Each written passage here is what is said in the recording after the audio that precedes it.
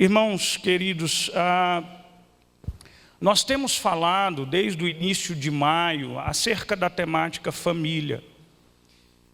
E falamos sobre o papel dos membros dessa família, da relação marido e mulher, da relação pais e filhos. E a gente tem tentado resgatar o olhar bíblico para essa família. A gente tem tentado resgatar um olhar bíblico e instrutivo, aquilo que a palavra de Deus nos diz, acerca da natureza dessa família, acerca de como deve ser a dinâmica dessa família, acerca de como nós precisamos viver em família. E me chama a atenção que, quando nós falamos de família, entendemos a necessidade de falar de família, nós entendemos isso de uma forma ainda muito especial diante da realidade que nos cerca. Onde o conceito de família ele é bombardeado, ele é desconstruído, ele é desafiado. Então, quando nós olhamos para a família e agora e a gente entende a importância de se falar de família, hoje eu quero te convidar a gente olhar para um contexto maior de família. Eu quero te convidar a você olhar com os teus olhos para uma família que vai além da sua família que nós chamamos de nuclear. Pai, mãe, filhos, marido, mulher. Mas olhar para um contexto que a Bíblia concebe e vê como família e família de Deus. Existe, e preste bem atenção nisso, existe um conceito de família que vai para além dos laços consanguíneos. Essa perspectiva maior de família, mais abrangente, baseada e vinculada nos laços consanguíneos do Cordeiro, não nos nossos. Essa consanguinidade do sangue do Cordeiro de Deus é que vincula um e ao outro e une um e outro em uma aliança com Deus e com o outro, formando assim uma família muito maior.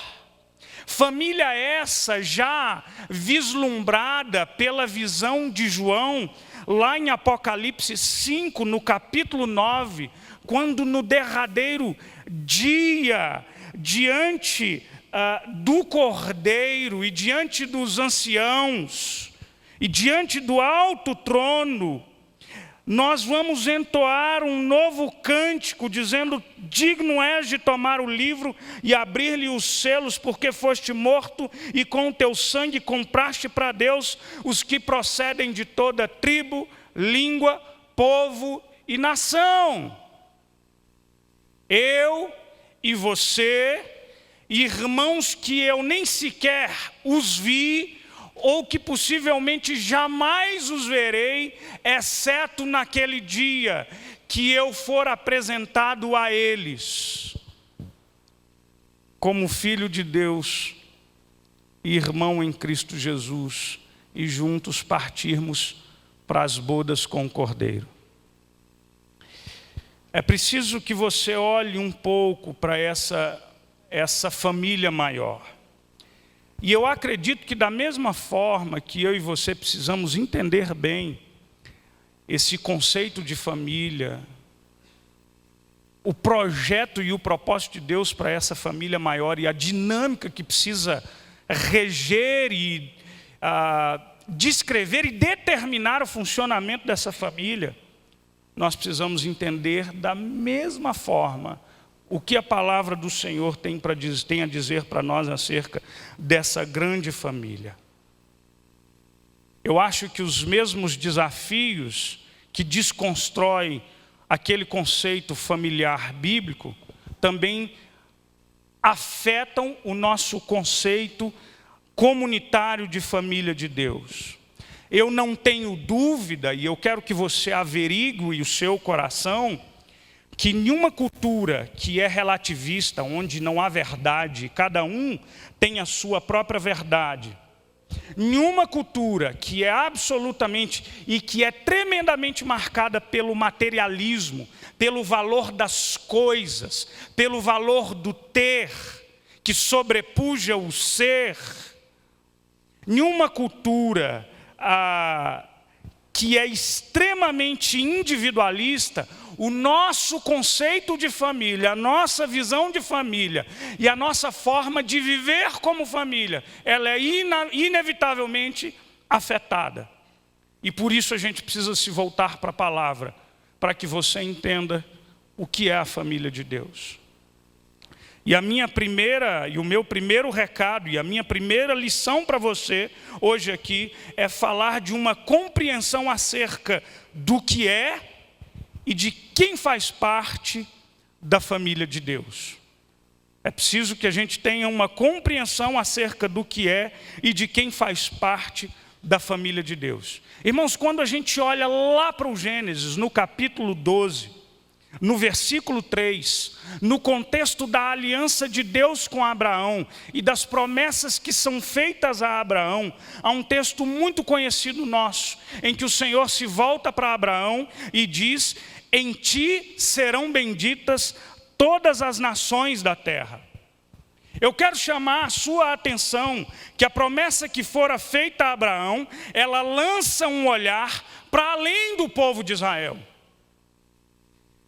Enquanto que aquela realidade do Antigo Testamento de uma nação-estado, de um povo que pertencia ao Senhor, aquela realidade ela romperia e alcançaria povos, outras línguas, outras culturas, outras nações, porque desde a promessa que fora feita a Abraão, há o vislumbre de que essa família seria uma família ainda muito maior. Promessa essa que a gente vê pontuada, demarcada no Pentecostes, como talvez o ápice e o grande marco da nova, daquela nova era, e aí entenda, nova era no sentido cristão, daquele novo momento, quando a igreja de Cristo ela é demarcada e a nova aliança com outros povos é caracterizada naquele momento ali. Ou seja, aquele povo e aquela família não estariam por muito tempo circunscritos a uma cultura, a limites geográficos e culturais. Porque em ti, Abraão, serão benditas todas as nações ou todas as famílias da terra. A Bíblia fala de um povo escolhido, e preste bem atenção nisso. Quando você lê a epístola de Paulo aos Efésios, o apóstolo Paulo diz assim: assim como nos escolheu nele, antes da fundação do mundo, para sermos santos e irrepreensíveis perante ele, em amor, nos predestinou para ele, para a adoção de filhos, por meio de Jesus Cristo, segundo o beneplácito da sua vontade, para o louvor de sua glória e de sua graça, que ele nos concedeu gratuitamente no amado, no qual temos a redenção pelo seu sangue, a remissão de pecados, segundo a riqueza da sua graça. Deus, em sua soberania, por sua graça, ou o que Paulo chama do beneplácito da sua vontade, presta bem atenção nisso, ele te escolheu, e ele te redimiu, e ele te adotou, e ele te fez um filho dentre outros filhos. No ato da regeneração, quando nós somos adotados como filhos de Deus, a gente é introduzido em uma família muito maior. Nós não somos filhos únicos de Deus.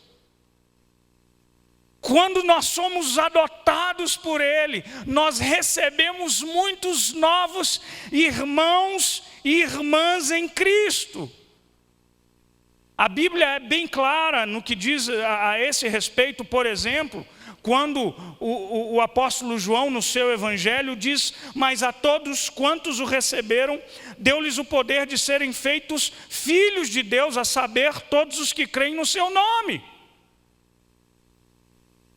A nossa filiação a Deus, repito, não está mais circunscrita a uma geografia, a uma cultura, a uma língua. Tão somente ela é determinada pelos nossos vínculos no sangue do Cordeiro, que nos limpa e nos faz filhos de Deus, dentre outros tantos filhos, através da fé na morte redentora vicária de Cristo Jesus. Pois os que são guiados pelo Espírito são filhos de Deus, diz o apóstolo Paulo em Romanos 8. Porque não recebeste o espírito de escravidão para viverdes outra vez atemorizados, mas recebestes o espírito de adoção, baseados no qual clamamos: Abba, Pai. O próprio Espírito testifica com o nosso espírito que somos filhos de Deus. Sabe uma coisa curiosa? O próprio Jesus, em um dado momento, no início do seu ministério, ele demonstra isso de uma forma muito clara. Jesus havia começado o seu ministério, e é importante que eu e você entendamos que os discípulos de Jesus tomaram um certo tempo para entender quem de fato ele era. Quando a gente olha, por exemplo, o Evangelho de João, você vai ver uma diversidade de relatos onde há muita confusão acerca de quem ele era. Os encontros que Jesus tem com a mulher samaritana, onde Jesus oferece a água da vida e ela não entende nada, com Nicodemos, e enfim, a gente percebe que há uma certa confusão, muito embora aquele povo tivesse as promessas, as profecias acerca da vinda do Messias. Quando esse Messias está entre nós, há uma dificuldade de compreendê-lo, de entendê-lo, de perceber de entender o seu ministério. Havia expectativa e expectativa na vida de muita gente de que ele viesse para estabelecer um reino terreno. Mas acontece que quando Jesus começa o seu ministério, a sua própria família. A Bíblia relata a família, Maria, José, Jesus e outros filhos de Maria. E você imagina, irmãos, o quanto era difícil para essa família perceber ou entender. Já pensou você na sua casa? Você está em casa, de repente seu irmão acorda e fala: ei, você sabia que eu sou Deus? Como assim? Eu sou Deus. Ah, você é Deus. Desde o início da infância de Jesus, no relato do Evangelho de Lucas, quando eles estão voltando de uma festa lá no templo, e Jesus se distancia da sua família. Quando a família se dá conta, Maria e José vão ao templo buscando a Jesus, e Jesus já estava ali discutindo a lei com os mestres da lei, e eles não entendiam direito. Jesus entende: olha, vocês não entendem que importa eu estar na casa do meu Pai? Então, num dado momento, quando Jesus no seu ministério está ali já, trabalhando intensamente, diz o texto do Evangelho de Mateus, no capítulo 12, versículo 46 a 50, falava ainda Jesus ao povo, e eis que a sua mãe e os seus irmãos estavam do lado de fora, procurando falar-lhe. E alguém lhe disse: tua mãe e teus irmãos estão lá fora e querem falar-te. Porém, ele respondeu ao que lhe trouxeram o aviso: quem é minha mãe? Quem são os meus irmãos? E estendendo a mão para os discípulos, disse: eis a minha mãe e os meus irmãos, porque qualquer um que fizer a vontade do Pai Celeste, este é minha mãe ou os meus irmãos. Ou seja, é preciso que você então entenda que existe um conceito de família maior, e de que o privilégio de ser filho de Deus nos dá também a responsabilidade de participarmos de uma grande família. Porque nós somos fruto da redenção do mesmo Deus, nós recebemos a mesma graça, a mesma adoção, o mesmo batismo, a mesma filiação. Então nós fazemos parte dessa grande família. Segunda lição para nós hoje, uma compreensão acerca das responsabilidades mútuas entre os membros das famílias de Deus. Eu disse aqui que eu e você não somos filhos únicos de Deus. Irmãos, hoje existe um movimento fortíssimo de pessoas que nós chamamos de desigrejadas ou de crentes em trânsito. Pessoas que estão numa igreja, estão noutra igreja, estão noutra igreja, visitam outra igreja, estão em outra igreja. Pessoas que não criam vínculos e que não criam raízes. Eu tenho a impressão, e eu faço a leitura, e eu tenho a percepção de que essa nossa cultura, que ela é extremamente individualista, onde a gente vai no culto, uma vez eu me lembro de ter lido algo do Ricardo Barbosa, quando ele compara o perfil da igreja cristã hoje em dia como um grande mercado. O que ele dizia? Quando a gente vai na igreja na perspectiva do consumidor. O que o consumidor vai? Ele vai a um lugar em busca de um produto. E a prateleira das igrejas evangélicas, ela tem os mais diversos produtos. E você vai lá, você escolhe o seu produto. Você vai à igreja e diz assim, eu não gostei da música aqui, você vai para outra. Aqui eu não gostei da palavra, você vai para outra. Aí você diz, aqui eu não gostei da cara daquela pessoa, você vai para outra. Porque a perspectiva é de quem consome. Quem escolhe é você. Porque na sua cabeça, talvez não explicitamente, o que está por trás de você é o desejo de ir para um lugar que satisfaça a sua vontade, que te faça feliz, que faça cosquinha no seu ego, que te faça sentir bem, que te dê um agrado, um cafunézinho. Mas o fato é que quando eu sou introduzido nessa família da fé, automaticamente eu tenho irmãos e irmãs em Cristo Jesus. E o fato de que você é o meu irmão em Cristo Jesus e a minha irmã em Cristo Jesus, isso me coloca em uma posição de responsabilidade mútua entre nós. Há um texto, e há algo muito curioso, e eu me lembro do texto, por exemplo, lá de Gênesis. Deus avisa Caim, dizendo, cuidado, porque o teu desejo é contra ti, cumpre a ti dominá-lo. Caim não dá ouvidos, tomado de ira e de ódio, ele mata o seu irmão Abel. E há uma coisa muito curiosa no relato bíblico.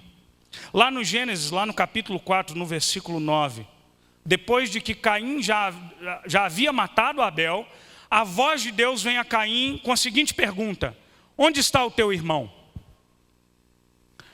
Onde está o teu irmão? Onde está o teu irmão? Você ouviu essa pergunta? Onde está o teu irmão? A resposta de Caim não poderia ser mais significativa para a realidade que a gente vive. Ele diz assim: não sei. O que tenho eu a ver com a vida dele? Acaso sou eu tutor do meu irmão? Eu acho que essa resposta ela é paradigmática. Sabe por quê? Acaso sou eu tutor do meu irmão? Traduzindo, não sei cadê o meu irmão, não me interessa e eu não tenho nada a ver com a vida dele. E eu quero fazer a pergunta que ecoa em milhares e milhares de anos, até os dias de hoje: onde está o teu irmão? Onde está o teu irmão? E talvez no seu coração a inclinação é dizer: não sei, não quero saber e tem raiva de quem sabe. Mas eu quero dizer uma coisa para você: você e esse irmão que está ao teu lado tem tudo a ver com você. E você tem responsabilidade sim sobre a vida dele. E ele tem responsabilidade sim sobre a sua vida. Porque vocês foram feitos irmãos em um laço inapagável, indestrutível e eterno, na consanguinidade do Cordeiro. Onde está o teu irmão? Irmãos, eu vejo que à medida que o tempo passa, as nossas igrejas crescem, e nós somos uma reunião de um grande grupo que não tem nada a ver entre si. A gente vem, se reúne, a gente vai embora. Há uma distância muito grande entre ser uma comunidade e um povo, e ser um ajuntamento dominical. Eu me lembro, já há muitos anos eu li um livro do Martin Buber. Martin Buber era um filósofo judeu e ele dizia uma coisa curiosa. E ele percebeu algo muito simples, que ele traduziu da seguinte forma. Ele diz assim: você se relaciona com os outros a partir de duas grandes possíveis perspectivas. A perspectiva do eu-tu e a perspectiva do eu-isso. E ele diz, independente de quem seja a pessoa com quem você se relaciona, o que vai determinar a dinâmica dessa relação, o seu olhar para com essa relação, é a perspectiva ou do eu-tu, eu e você, nós pessoas, ou a perspectiva do eu-isso, eu e uma outra coisa. E olha que coisa interessante que ele diz, o próprio Martin Buber dizia que pessoas foram feitas para serem amadas, enquanto coisas foram feitas para serem usadas. Quando nós amamos as coisas e usamos as pessoas, nós nos tornamos idólatras. E eu diria para você que cada vez mais eu percebo a dinâmica das nossas relações na perspectiva da utilidade, eu-isso. Você é ao meu lado, enquanto utilidade você tem para mim. E algumas pessoas se enganam e acham que amam, porque no fim das contas, só ajudam ou servem ou se relacionam na perspectiva da troca. E aí então Jesus nos desafia, mostrando para mim e para você, que eu e você somos irmãos. Sabe qual é a angústia da minha alma? A angústia da minha alma é que nós ouvimos tão repetidas vezes algumas verdades e nós nos habituamos ao jargão irmão e irmã, que nós corremos o sério risco da gente perder a seriedade dessa dimensão, gente. Você entende isso? Que se eu chamo você de irmão, você é para mim algo mais. E precisa ser este algo mais. Você não é objeto para minha utilização, mas você é meu igual, que tem necessidades, que tem carências, que tem falhas. E eu igualmente. E nessa relação, a gente precisa um do outro nessa caminhada de fé. E é por isso que João, lá na sua primeira epístola, nos afirma dizendo: se alguém disser amo a Deus e odiar o seu irmão, é mentiroso. Pois aquele que não ama o seu irmão a quem não vê, não pode amar a Deus a quem... aquele que não ama o seu irmão a quem vê, não pode amar a Deus a quem não vê. Você percebe que é uma lógica óbvia e simples, infantil, pueril?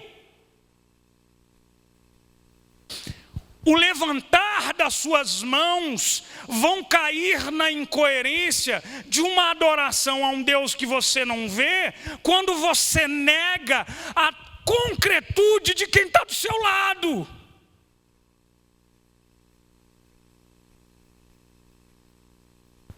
E a gente não tem tempo, e a gente não quer.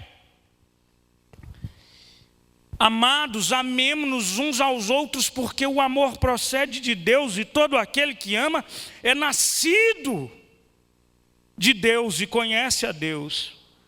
E aquele que não ama, não conhece a Deus, porque Deus é amor.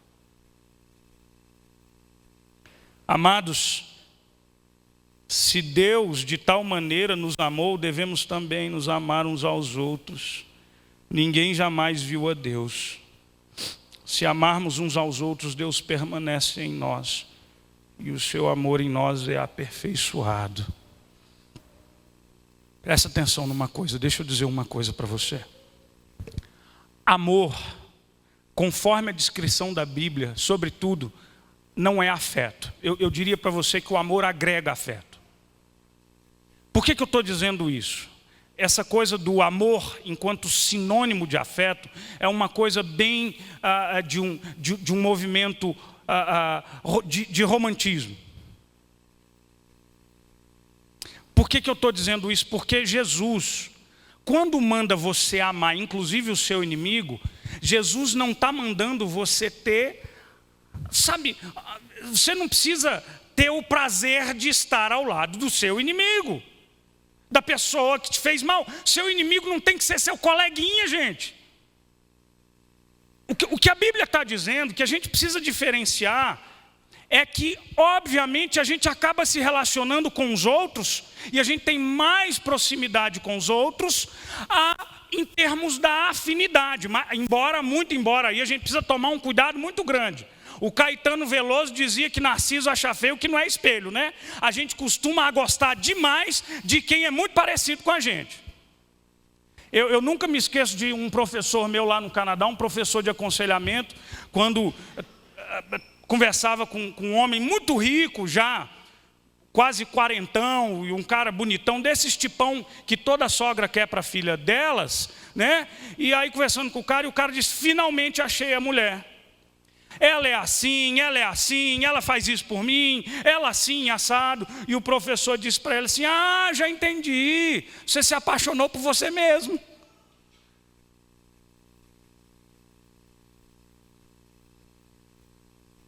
Ela é tudo que você precisa. O que eu estou dizendo é que nós temos aqui um compromisso de amor, de reciprocidade. O amor, o ato, que ainda que eu seja diferente do irmão, ainda que eu tenha sido ferido por irmão, eu tenho que olhar para você, eu tenho que pedir a Deus para a sua vida, eu tenho que desejar o melhor para você, eu tenho que clamar a Deus por você, eu tenho que lutar pelo seu bem, eu tenho que andar com você. As nossas dificuldades não podem romper o vínculo que nos une. E isso a gente precisa entender, e a seriedade disso é que a Bíblia vincula, e há uma relação íntima entre a nossa comunhão com Deus, com a nossa comunhão com os irmãos. Se a gente ama a Deus, é inevitável que a gente ame os irmãos, porque Deus é amor, e se eu não amo meu irmão, é questionável se eu amo a Deus. É uma equação, ela é lógica. Uma coisa depende a outra, uma coisa é consequência da outra. E a gente não tem como escapar destas questões. Entender que eu sou filho de Deus é entender que nós, eu e você e eu, temos responsabilidades mútuas enquanto parte da grande família de Deus. Se você quer o privilégio das bênçãos de ser filho de Deus, você precisa arcar com o ônus das demandas e das dificuldades inerentes de fazer parte de uma grande família. A mesma coisa acontece nas nossas famílias nucleares. A gente se desentende, a gente tem diferenças. É impossível que nós não a tenhamos, e eu acredito que em momentos é muito até saudável que nós a tenhamos, mas a gente tem que se construir um ao outro, a gente precisa aprender a ouvir um ao outro, a gente precisa aprender a se ajudar um ao outro. Sabe o que o texto de Provérbios diz? Diz que ferro se afia com ferro. Não existe vida cristã vivida no casulo e no isolamento das relações. Não é possível. Não é concebível, não é aceitável, não é bíblico. Terceiro lugar, colocando em prática o cuidado mútuo dentro da família de Deus.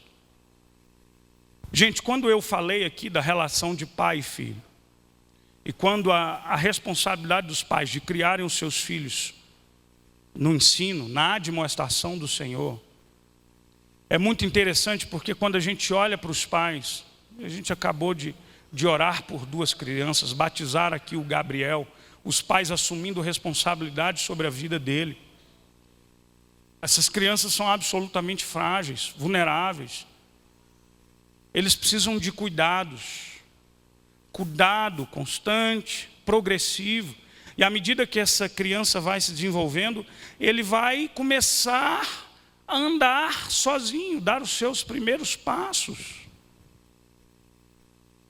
Na nossa vida comunitária, nós somos os responsáveis também pelo crescimento um do outro. Existe uma diversidade de responsabilidades, tal qual a família nuclear, como o pai que supre necessidades físicas, materiais, emocionais. As nossas responsabilidades uns para com os outros na família da fé, elas são as mais diversas. Nós precisamos cuidar uns dos outros. Gálatas capítulo 6, versículo 9 e 10 diz assim: não nos cansemos de fazer o bem, porque ao seu tempo ceifaremos e não desfaleceremos. Por isso, enquanto tivermos oportunidade, façamos o bem a todos, mas principalmente os da família da fé. Existe, por exemplo, uma responsabilidade que a gente pode chamar reciprocidade das responsabilidades espirituais. Sabe o que a Bíblia ordena a nós? Orem uns pelos outros. Sabe o que a Bíblia diz aos ministros da palavra, quando Paulo escreve a Timóteo, na sua primeira epístola, capítulo 5, versículo 1 e 2, diz a Timóteo: exorta os homens mais velhos como a pais, as senhoras mais velhas como a mães, as moças mais jovens como a irmãs. Eles são sua família, é isso que ele está dizendo, e você tem responsabilidade de ajudá-los no crescimento da fé. Sabe o que a Bíblia diz também em Tito, no capítulo 2, da epístola que Paulo escreve a Tito? Ele diz que as mulheres mais velhas precisam ser conselheiras das mulheres mais novas. E aí a gente transcende uma responsabilidade espiritual, e eu já vou falar mais dela. Mas você entende isso? A gente se ajuda a crescer quando alguém a quem Deus deu o dom e a graça de pregar a palavra ou de ensinar a palavra, quando você vem para a escola dominical, quando você vem aqui ouvir uma pregação da palavra, a minha responsabilidade é para que você cresça em maturidade na sua relação com Cristo. Essa é uma responsabilidade que pesa sobre mim, sobre o pastor Edilto, sobre os oficiais dessa igreja, e Deus vai nos cobrar. Mas essa responsabilidade não é só para mim, porque a Bíblia diz que você precisa orar uns pelos outros, você precisa suportar uns aos outros, nós precisamos nos perdoar uns aos outros. É isso que a Bíblia diz. Mas as nossas responsabilidades, elas vão além disso. Ou seja, elas perpassam cada uma das nossas necessidades humanas. Olha para as necessidades sociais, por exemplo. Irmãos, sabe o que é bonito de ver na família da fé? É que essa família da fé, o pré-requisito dela não é determinado por questão de raça, de cor, de condição social. Nós somos irmãos. Aqui a gente tem pessoas dos mais diversos graus de escolaridade, das mais diversas idades, enfim, diferentes em todos os aspectos, mas nós somos um. E às vezes do meu lado tem alguém que está passando por uma necessidade física. Você sabia disso? Você sabia que a igreja aqui dá cesta básica para irmãos da família da fé? Você sabia que há irmãos que passam por dificuldades? Você sabia que aqui no meio dessa gente tem gente que é afetada por crise financeira também? E que a Bíblia ensina que aquele que tem mais precisa ajudar aquele que tem menos? E que eu não posso fechar os meus olhos a essa realidade? Que eu não posso me furtar e fugir dessa realidade? Assim como aconteceu na igreja em Jerusalém, aqueles irmãos e irmãs movidos por um forte temor do Senhor, chegaram ao ponto de vender tudo o que tinham para partilhar com quem não tinha.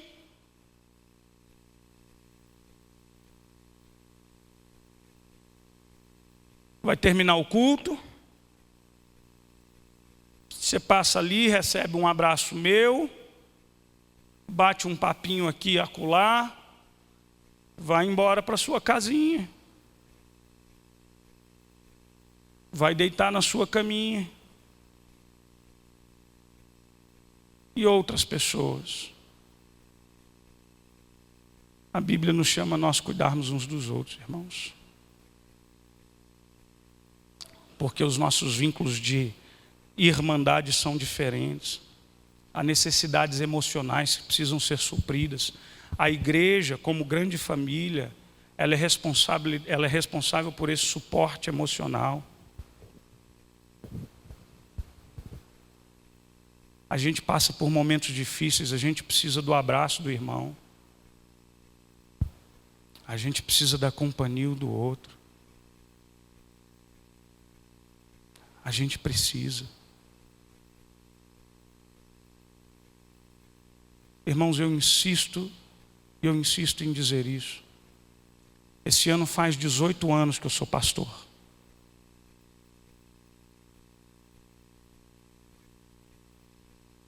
E eu já vi tanta coisa na minha vida, ou na vida da minha família, ou na vida de irmãos da igreja. Eu sempre serei grato a Deus, a família do seu Samuel Moste, que quando eu tinha 15 anos da minha conversão, quando Cristo me chamou, quando a minha vida mudou, era aquela família onde aquele filho daquela família foi o rapaz que me convidou para ir num acampamento que a minha vida foi regenerada, foi entregue às mãos de Cristo.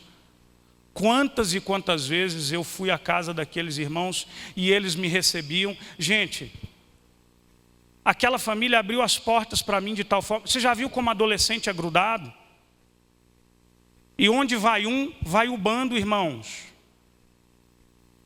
E eu vivia na casa desse povo, comendo. E quando a gente é adolescente, come demais.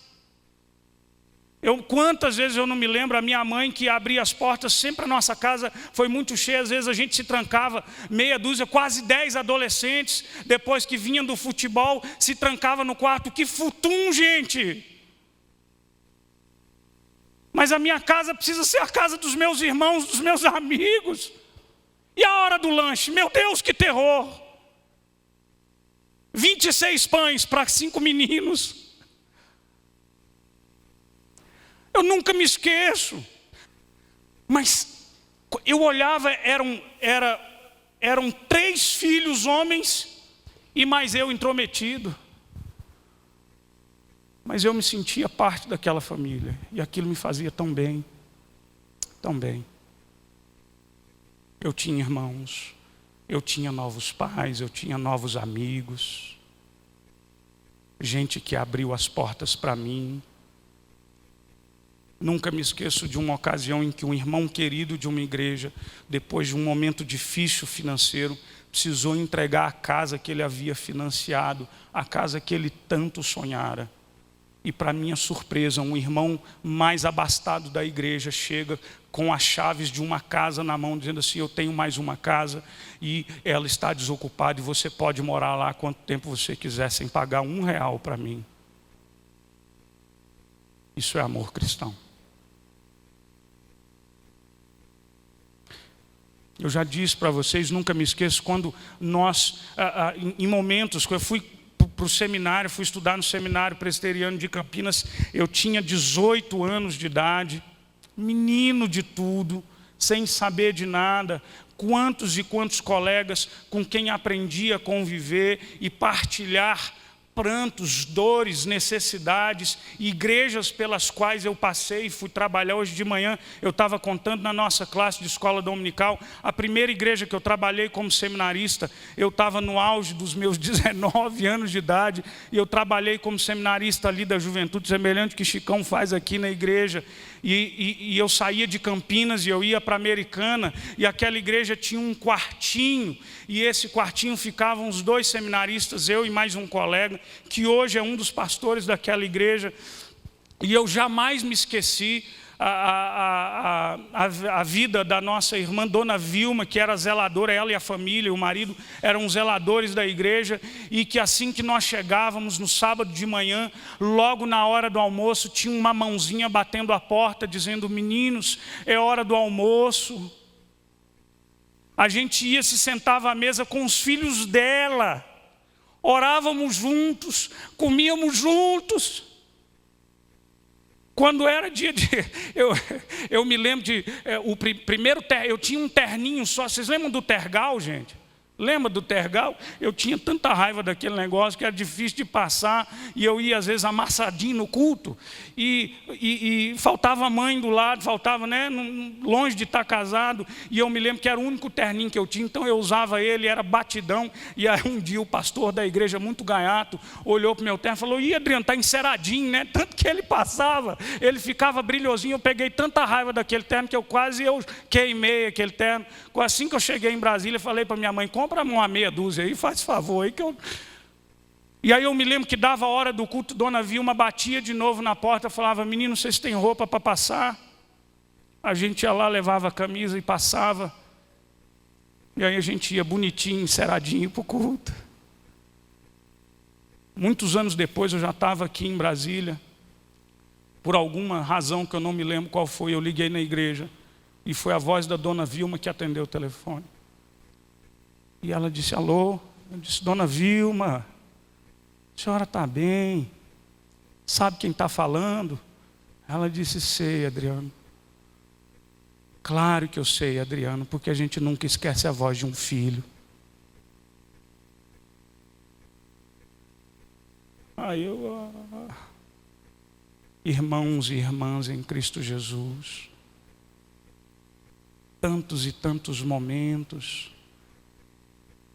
Quando nós fomos para o Canadá e voltamos depois de 1 ano e meio no Canadá,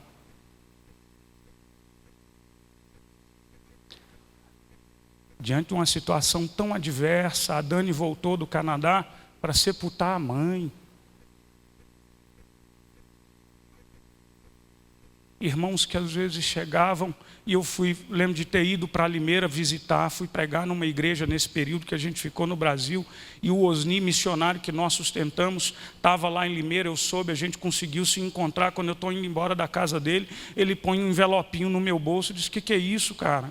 Ele disse: é uma oferta para você. Eu disse: mas bicho, quem precisa de oferta que é você? Não, cara.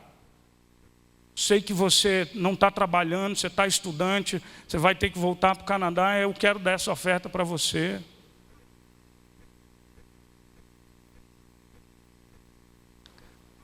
Quando nós voltamos, então, depois daquele tempo no Brasil, e que nós entramos no avião, e que foi a volta mais difícil para nós, como foi difícil. Eu achei que o meu sonho de fazer aquele mestrado tinha acabado. Eu estava pronto para conversar para a Dani, enfim, dizer: e aí, o que a gente vai fazer agora? Nós acabamos de sepultar a mãe, nós pedimos para um amigo que nos levasse, porque nós estávamos hospedados na casa dela. Um amigo, irmão, nos pegou, nos levou para a casa dele. E logo no carro ela disse assim: olha, a gente vai voltar para o Canadá para você terminar o seu curso, mas eu queria voltar para Brasília depois que você terminasse. A gente entra no avião, chega lá no Canadá, um amigo brasileiro vai me buscar no aeroporto. Quando a gente chega em casa, eu tinha deixado a chave da casa. Estava cheio de gente. Coreano, mexicano, colombiano. Parecia o céu. Tanto abraço que a gente recebeu. E gente dizendo: puxa, nós oramos tanto por vocês. Como foi bom, gente. Como foi bom, porque cada abraço daquele falava para mim de um amor que não existe em lugar nenhum no mundo. Cada gesto, cada oração, cada ato daquele manifestava de uma forma absolutamente verdadeira, concreta, o amor de Deus sobre mim através da vida daquela gente que ama a Deus, a quem não vê, mas que aprendeu a nos amar também, e que aprendeu longe de casa ser o braço estendido da nossa família, de quem tanto a gente sentia falta. E é por isso que eu insisto em pregar essa verdade, porque ela é a verdade, e porque quando Deus nos faz uma família, nós ganhamos um presente precioso demais, em um mundo que é persistentemente individualista.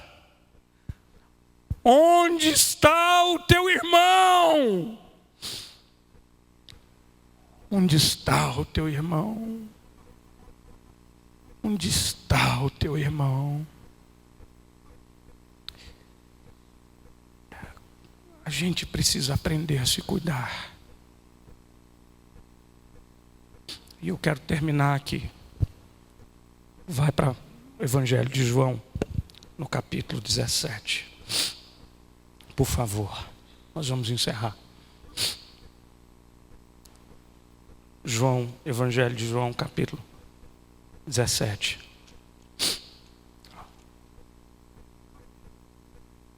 Olha o que a Bíblia diz no versículo 21. A fim de que todos sejam um, como és tu, ó Pai, em mim e eu em ti, também sejam eles em nós, para que o mundo creia que tu me enviaste. Presta atenção numa coisa. O amor cristão é a antítese da ética de um mundo materialista. Você entende isso? O amor cristão é a voz contrária a tudo que se vive aí fora. Quando o amor cristão, ele é vivido em nosso meio, o testemunho de Cristo é proclamado de uma forma absolutamente poderosa. Mas quando nos falta o amor cristão, quando rompemos o vínculo da nossa irmandade, o testemunho de Cristo é ameaçado de forma terrivelmente perigosa. Quantos irmãos de igreja eu conheço que nunca mais botaram o pé numa igreja evangélica, porque viveram dias de intensa briga e desavença entre irmãos. Repito, nós temos todo o direito aos desentendimentos, às divergências, mas no respeito mútuo daqueles que são irmãos em Cristo Jesus. Entende isso? Se a Bíblia me mandou amar o meu inimigo, pelo amor de Deus, o meu amor para com você precisa ser absolutamente palpável, vivo, verdadeiro. Nós precisamos lutar para preservar os vínculos da família de Deus. Essa igreja, sabe por quê? Porque Deus não vem buscar um indivíduo ou outro. Quando Jesus vier, ao som da trombeta, Ele vem buscar um povo. Um povo. Uma gente unida debaixo desses laços, os laços do Cordeiro. Vivamos como família de Deus. Porque se da mesma forma, e eu já disse isso um monte de vezes, mas repito, que nesses 18 anos de ministério pastoral, os meus mais profundos gemidos são diretamente consequência do ministério árduo da vida pastoral. As minhas maiores alegrias, os meus sorrisos mais abertos, foram provenientes da minha vida no meio cristão. Sim, foram. E eu louvo a Deus por isso. E eu não abro mão de viver como crente em Cristo Jesus e de fazer tudo para te amar e fazer com que a gente se ame um ao outro. Porque é isso que Deus demanda da gente.